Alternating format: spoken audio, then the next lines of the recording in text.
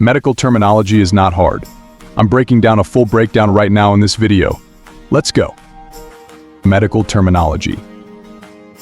Medical terminology is broken down into four main parts we gotta know first.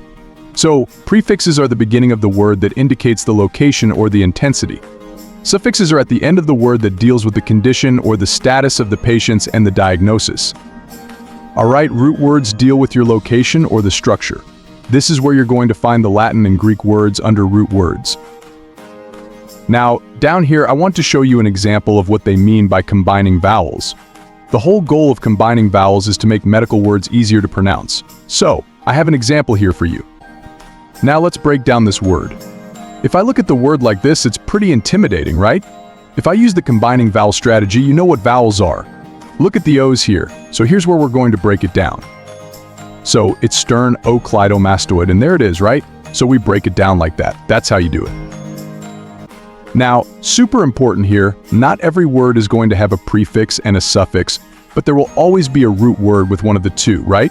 So we can have a root word and a prefix, or we have a root word and a suffix, depending on what we're talking about. I'm going to show you examples of all this right now. Prefixes. Here are some of the most common prefixes that you'll see. So, a or an means without or lack of, like apnea or anemia. Apnea means without breath.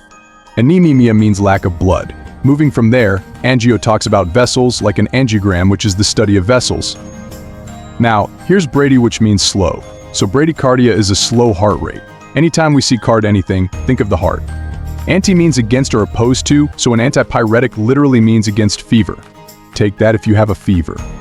Ante means before or forward. So antenatal means formed before birth. And there it is. Suffixes. Here are our suffixes. Algia pertains to pain, like neuralgia. With neuralgia, it's pain along a nerve. Moving on to centesis, that's puncturing, like we're puncturing into the pericardium. That is pericardiacentesis. Genic means causing. Cancer causing is carcinogenic. Osis means a condition of, so psychosis is a condition of the mind. Pathy is disease, like neuropathy. With neuropathy, it means disease of the peripheral nerves. Root words. I've compiled a list to give you a head start with the root words. Let's get into it. Root words: myo is muscle, nephro is kidney, neuro is nerve, pneumo is air, cardio is heart, glycol is sugar, hepato is liver. Now with these three, people get tripped up, so let's break it down. Arter is artery.